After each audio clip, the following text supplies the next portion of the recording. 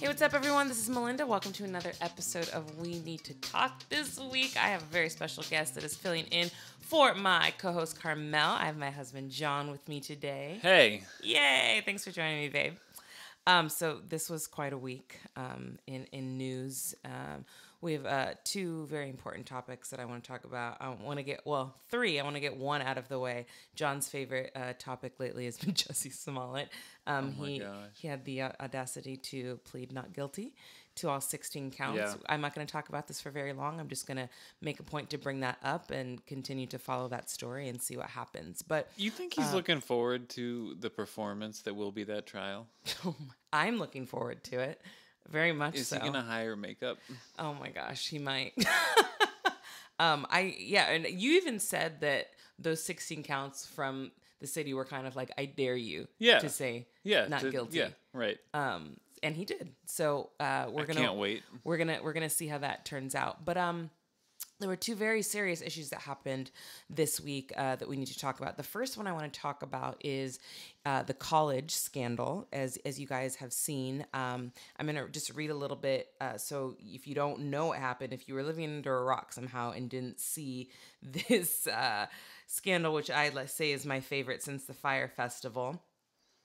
Basically 50 A-listers or elite people of privilege, wealthy people were charged with, it was a federal FBI charged them with the college scandal. Basically, they were bribing and paying to get their children into these Ivy League schools and USC. And then some, yeah.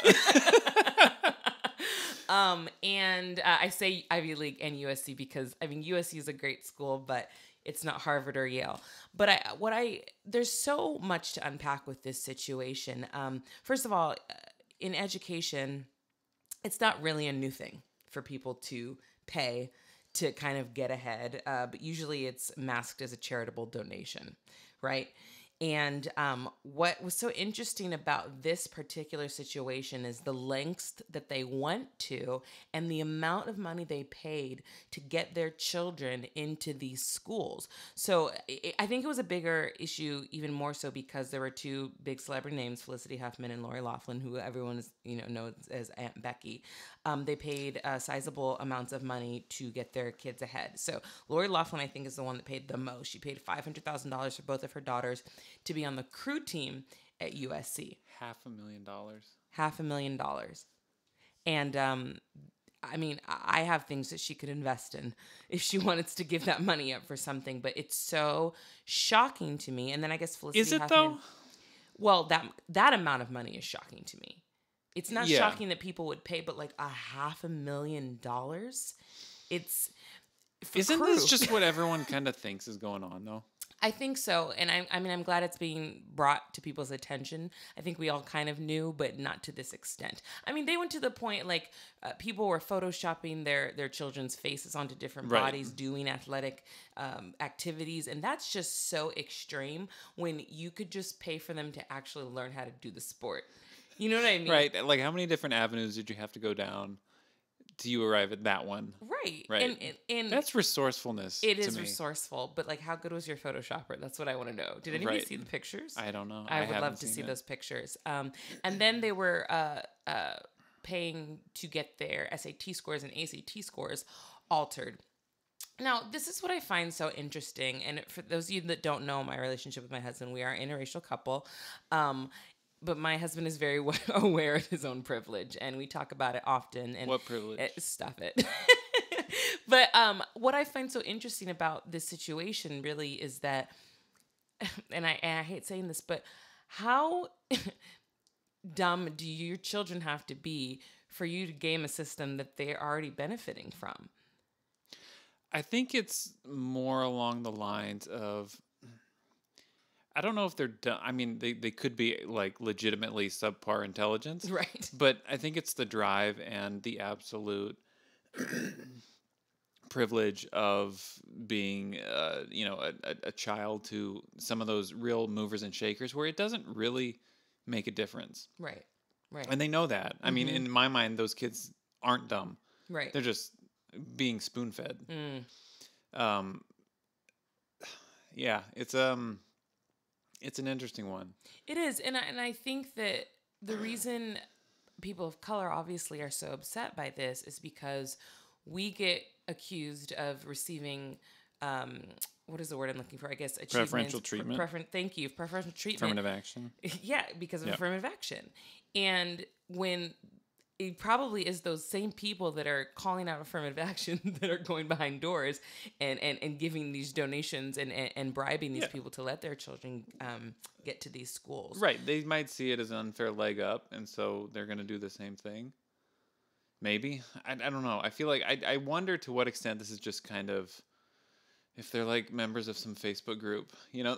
Right. Oh my gosh. These are the There's tips a and Facebook tricks, right? group for everything. Right. So Yeah.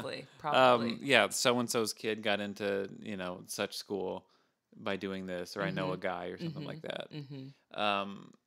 Yeah, it's really interesting. Well, because it's also like that spot that your kid is taking that's a limited resource. For sure. So that's kicking someone else out. Absolutely. It could be another cheater, or it could be something else. Right. But what I want to understand is the mindset that for people of color specifically, and I've heard this a ton growing up, and my mom was an educator and my sister's a teacher as well. But when a person of color achieves something, it is always said that they received it because of affirmative action or because they're a person of color. But on the same token, or on the other hand, rather, people will always say that if a person of color complains about not getting something, they say, well, you need to work hard to get it. But then when they do, the only reason they got it was because of the color of their skin. So which one is it? People need to make up their mind. Do you get what I'm saying? I get what you're saying. Yeah, it's rough. I mean, it's like we can't win for losing. you can't, but I think that's also, yeah, that's absolutely. I'm trying to like decouple that from even the person of color argument, and just in general, like the world isn't fair. Right.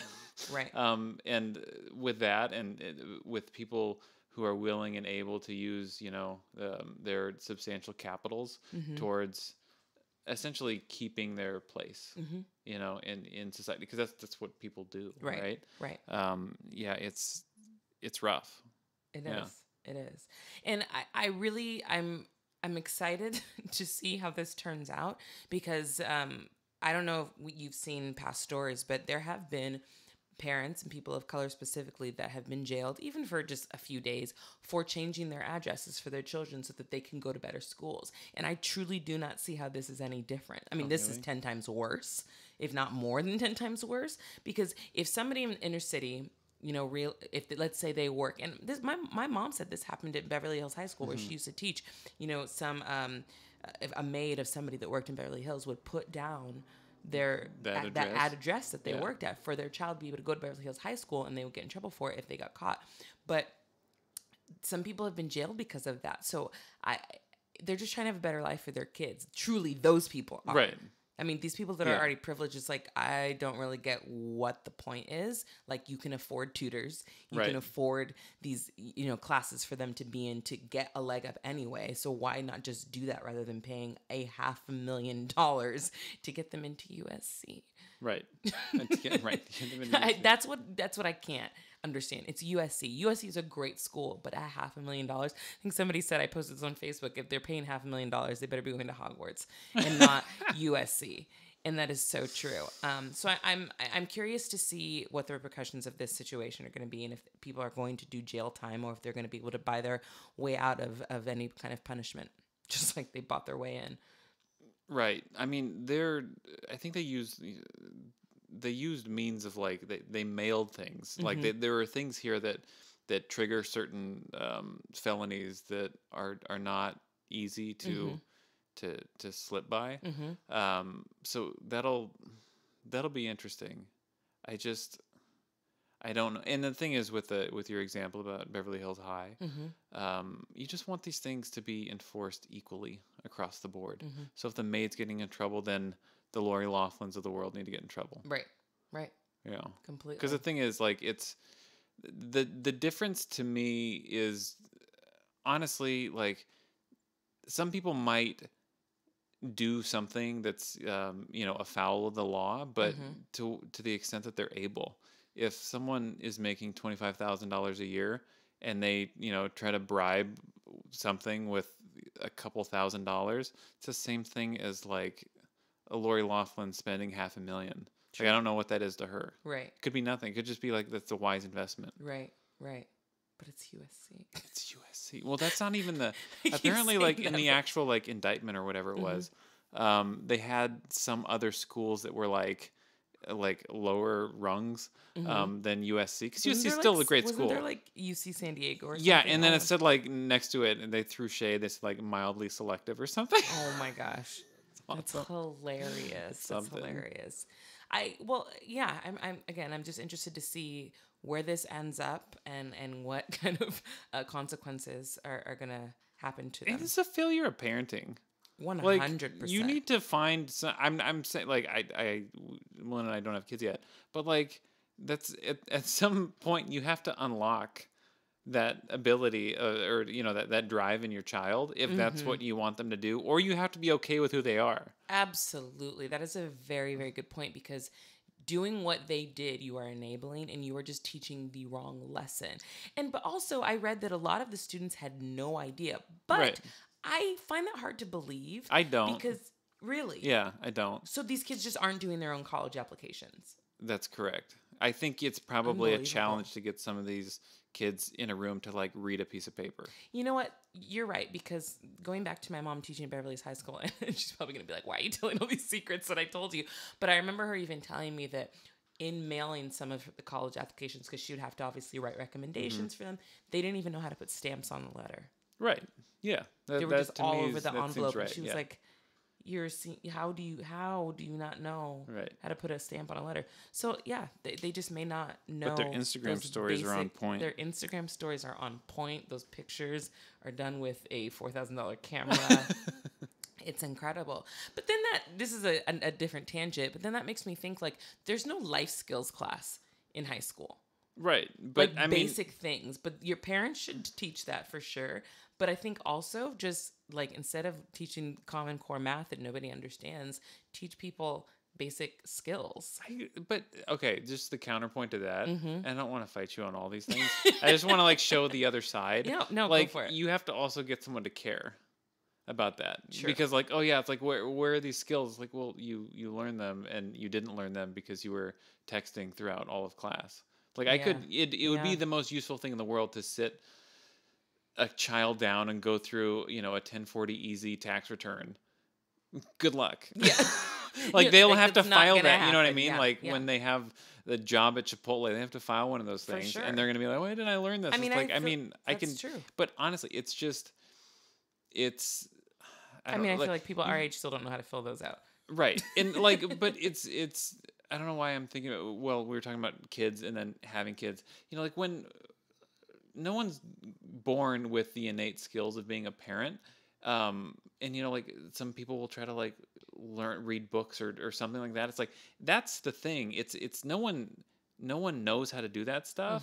No one knows how to file a tax return, but like, you have to have the chutzpah to just like go pick out a book and learn, like, I don't know. To me, it's whether you learn, anything beyond basic math or basic algebra, or social study or anything like that, like, you can, those things are just subjects after that are fungible. Like, it's just, it's nothing. It's just, it's a way to sit you down and get you to read things and just think a little bit.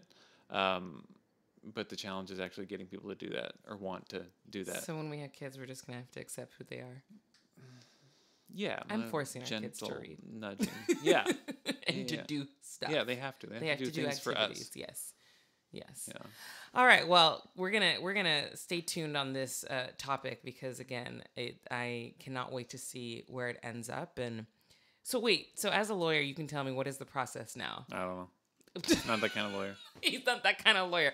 I know, but we could Google it, and someone has written a great op-ed. That's true. I can tell you. That's true. I'm just curious what the process is like. What's the next step? Like, I would expect a Martha Stewart type thing. You think? I mean, that's Didn't like she securities do like 6 fraud months or something. Yeah, in like whatever kind of resort town.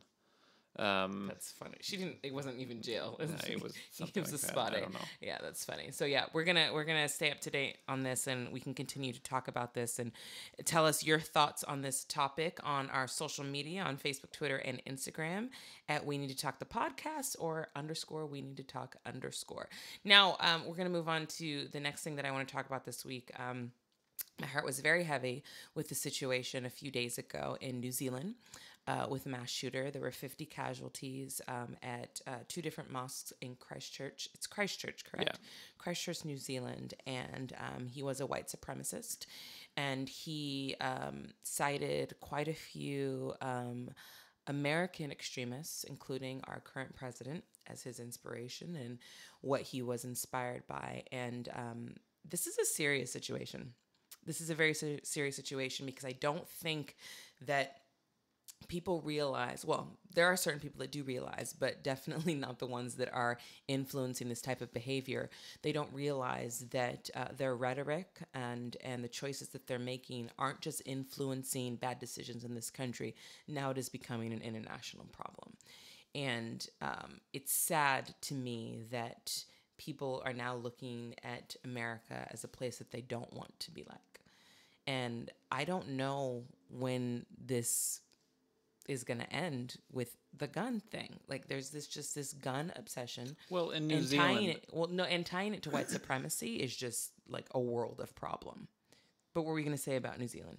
Well, the gun thing is being addressed in New Zealand, right? Right. So you have one mass shooting in New Zealand, and they're already talking about changing their gun laws. And we have had how many mass shootings in America, and nothing's ever going to change. But the thing that, and we're going to get into gun control, obviously, here, but and white supremacy. But the thing with gun control in America for me that I don't think people understand is that gun control does not mean banning all guns.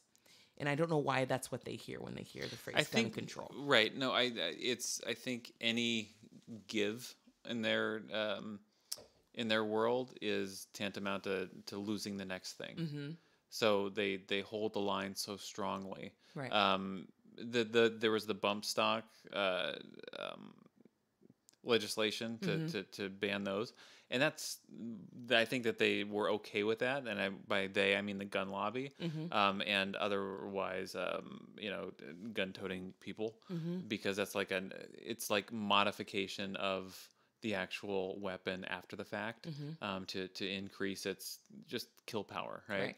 I don't know why that's so different from an assault rifle that you can easily just purchase, mm-hmm. Because they both achieve the same end. Right. But I don't know. It's I don't know. I just don't know what the need for a common civilian to have an assault rifle is. Yeah, why? This particular issue. I don't know. I don't want to cut things short, but we can debate this ad nauseum, and it has been,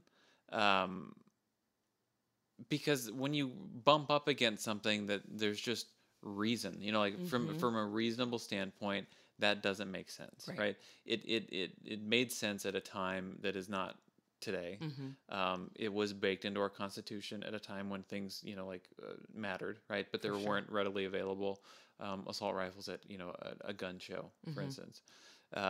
And there weren't these kind of, I don't know. I feel that what's more interesting to me about the New Zealand situation is that, like you said, these ideas propagate and they spread across countries. Yeah. That's halfway around the world. Mm-hmm. Something like that, when we're looking at, today versus when you thought that it was the founders thought that it was a foundational thing that we needed to have in the Constitution. Right.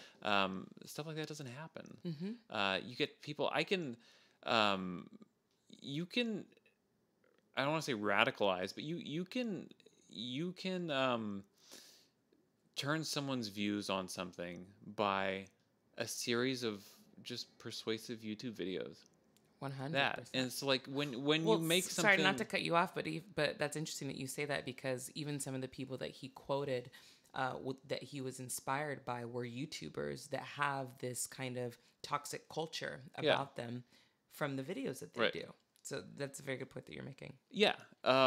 So that's when you have these things, when people are inherently susceptible to I don't know, shiny things, No, and yeah. like more magnetic personalities or the loudest voices in the room, and you can easily obtain, in America at least, a weapon that can just mow down people. Something like that. This is the reasonable thing. There's no countervailing consideration that's compelling enough that would reverse course. Right. That would make sense to I guess to hold the line and say that these are here for this reason, and this, we need to stand, and need to protect my whatever, fill it in. Yeah. XYZ, family, house, McDonald's. Which is very interesting to me that they go immediately, well, I need a gun to protect my family, da, da, da, da. When, and I was talking about this earlier with a few friends, I feel like the majority of people that have guns or own guns in that magnitude aren't really people that I would see being robbed. Like, I know. you know what I mean? I'm like, Yeah. it's usually these people But you that live don't in these know. backwoods. I'm like, nobody's coming to your Yeah. house. Nobody's They bothering smell that you. gator meat from Like, a mile off. Nobody They have wants, to- right, but like nobody wants anything that you have. So it's very interesting. But that, they do. Well, but not. Yeah. You know what I'm saying? You don't see like. Well, maybe you do. I don't know. I don't live in Beverly Hills with huge mansions or in Malibu Right. or whatever. But I don't really see somebody in a huge Malibu mansion having like 10 AK-47s. Like Right. it's just not. It doesn't. Right. The two don't Yeah. go together. Yeah. But I'm curious your thoughts. Why do you think that white supremacy is always linked with mass shootings? For the most part, recently at least. I actually I listened to something today, and I'm not going to take credit for it. Okay. That was it was a professor, a historian, who basically who had mentioned that the last time that white supremacists we saw like a kind of a resurgence, or taking arms essentially. Right. Something like this motivated attack in New Zealand was in I think the second term of Reagan, because I saw in Reagan a platform that he advocated and got elected on that kind of dovetailed a little bit with some of the things that they wanted, but then he never quite made he never quite fulfilled that. Yeah. And they saw, according to this historian, they saw like, well, you know what? We can't rely on the electoral process for this. We need to, take these things into our own hands and affect change. Maybe that's something similar with the Donald Trump stuff, even though he's obviously parroted a rhetoric that's not exactly peaceful. It's toxic. Right, but I mean, so maybe instead of wow, we can't get this through electing Trump, maybe it's we're doing what I think this guy is hinting at, but can't really do himself. Right. I don't know. That's interesting. That's interesting because I feel like you're right that they think that, but it's like you said, his rhetoric, he's been perpetuating this, so people that aren't quite bright are going to think that that's what he's saying. It could be very well what he's saying. I don't really know because half the time I don't know what he's saying anyway. But I think he says so many things that some people just pick up on a few and are like, yeah, put together this is great. No, right. They put together their own narrative because he's not talking in complete sentences. And yeah. And I think in general, he's just going to take the compliment. I feel like his ego is such that I influence this. Yeah, or no, not necessarily that, but like, hey, I like if a really right leaning or extremist came up to him and like, oh, hey, I just want to let you know you're so you're so inspirational. Everything that you've said, and say something, insert a blank of something that's kind of cringeworthy. I feel like Donald Trump wouldn't correct that. You know what I mean? Well, he barely disavowed when those Nazis were marching. So of course Fine people. Yeah, he called them fine people. Right. So that wouldn't surprise me at all. Yeah. Yeah. Yeah. I don't know. It's concerning, and I yeah, I'm we're like dumbfounded now thinking about Trump. Well, like if I distill his what I think of the essence of that guy is, if there's like a if he filters new information through like a prism, like some people would be like, hey, well, what motivates the health of our country, my family, God, something. I feel like it's just filtered through Donald. 100%. You know what I mean? Like I don't. Well, that's this funny thing, because I was saying earlier to somebody also that, like, I really don't even think he actually thinks there's an immigration problem. I really just think he wants that wall as a monument to himself, in a way. That's not. Yeah, that's not. That's what I have assumed this Since entire the beginning. time. Yeah, no, that's not. No, if he can't have his face on Mount Rushmore, then he's gonna have a wall that says Trump that's on it. honestly, that's just the platform of what got him elected, which is, I mean, he used like carnage. He referenced American like carnage in his inaugural address. Like that's some the fear mongering works incredibly well for people in the wanting to be elected or talking to that base. Yeah, I'm just really curious what goes on in his mind on a day-to-day basis. I don't think you want to know. I do, actually. I'm curious, because when he was running, but this is even before primaries, like if we were thinking of this as like the cast of Scandal, I loved his character. It was entertaining. He shook things up a little bit, but then when he actually became the candidate, you're like, this isn't funny. You know what I mean? Yeah. Yeah. Because if you think about some of the things he said, I thought he was hilarious, because I was like, this can't be real. This can't be real. And now it's real, and you're like, I don't like this anymore. I want the season finale. I don't know, it's like starting a brush fire or something in your enemy's territory, and then the winds change. Right. And you see it come back, and it's getting kind of closer. I love that. Getting kind of warm. Yep, that's exactly what it is. It's exactly what it is. So the last thing I want to talk about before we go, Can we talk about these headphones? They don't quite fit over my ears. Oh, sounds like a personal problem. I know. I think my ears are too big. Oh, it's okay, but you look adorable. Oh, thank you. You're welcome. So I cannot keep up with how many Democrats are running for president. Yeah. Well, why wouldn't you? There's like 25. I'm running for president. You probably I'm using this guest spot on this podcast to announce my candidacy. I'm going to be an amazing first lady, you guys. But seriously, I don't know how many people are running. I'm excited to dive into this a little bit more next week. When Karmel is back, we're going to also have special guest, my dear friend Drexel Hurd, who is a Democratic political strategist. Aficionado. And we're going to be talking about upcoming elections and a couple of other things that are going on. Did I say strategist? Yeah. We'll fix it in post. I'll fix it in post. Well, y'all know what I meant. Anyways, So, I'm just curious your thoughts on that. And because I personally am afraid that Democrats are going to screw it up because there's so many of them running, and Donald Trump's going to get reelected, which I don't even want to say that because it makes me sick to my stomach to think that way. And I'm excited to talk to Drexel about this next week, but I'm concerned. What would screw it up in your mind? That they're not going to back. I mean, aside from losing. Besides that they're not going to back the obvious right candidate to beat Trump. But do we know who that is? Not yet. Okay. No, not yet at all. You think it's going to be like a Hillary situation? I'm worried it's going to be another Hillary situation, because I get why people weren't ready to go with Bernie, because he's not really a Democrat, but I truly believe that Bernie would have beat Trump.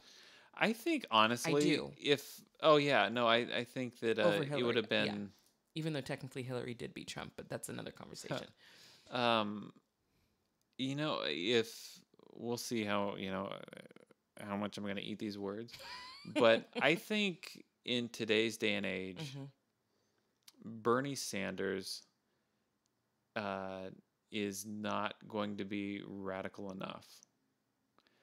I think that the most vocal people will want a candidate that swings much very far to the left. Really? Yeah, I do. I think in the iterations of the presidencies, like Obama, whether or not he was, like not just centrist, but like far to the left, he's perceived, especially among, right-leaning folks, as being very far to the left. And then the pendulum swung in the other way to someone who's, incredibly nationalistic and, to the far right. I don't think we settle on someone who's centrist. I don't. I think that the Democratic candidates will take positions that are increasingly to the left, and that'll make things interesting. I think it'll make things really interesting. So, of the people that you know that are running so far, who do you think has the strongest chance? I don't know. I have no idea, and honestly, the other thing is I don't like politics. I don't follow this stuff. I know you don't. I follow it enough to just be apprised of the facts, and that's it. So I don't know. I have no idea. And also Trump threw out, any kind of logic of any kind of prediction. What do you think people actually thought that he was going to bring to the country? And what do you think that they still think that he is bringing to the country? Because we've obviously seen there has been a shift in support for him, but there's still that small percentage that still is going to ride or die. Is it stubbornness, or do you think it's actually that they believe that he is doing good for this country? Both. I do. I think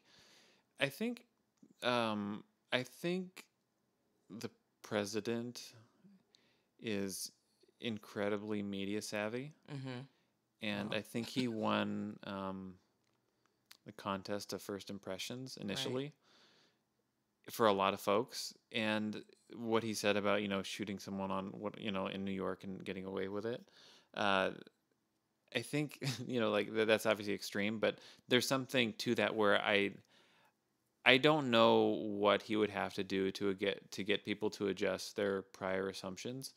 I think for a lot of people, they look to him like kind of a gold standard or something. The brand of Trump has instilled itself favorably in their minds, and I don't know if he can do wrong in their eyes. It's like, I don't know, like you have, some friend who just kind of sucks or whatever.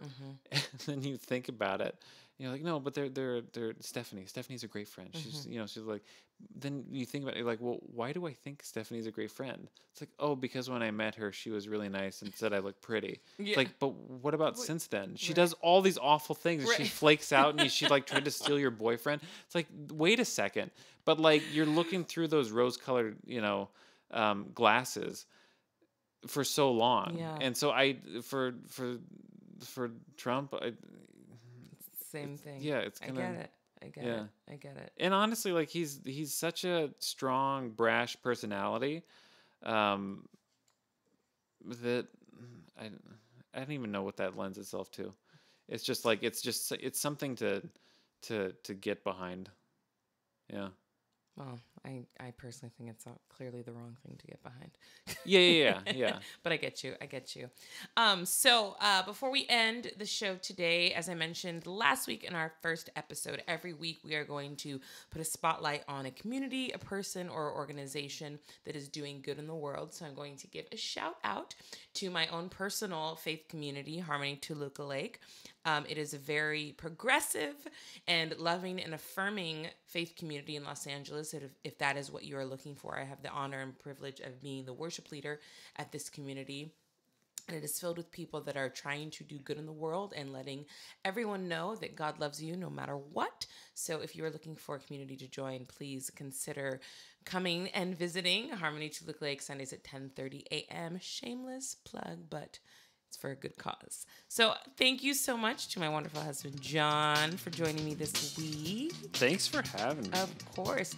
And we'll be back next week with Karmel and my good friend Drexel. And make sure you contact us on all social media Again, Facebook and Instagram at We Need to Talk the Podcast, and Twitter at _We Need to Talk _. Talk to you soon. Bye.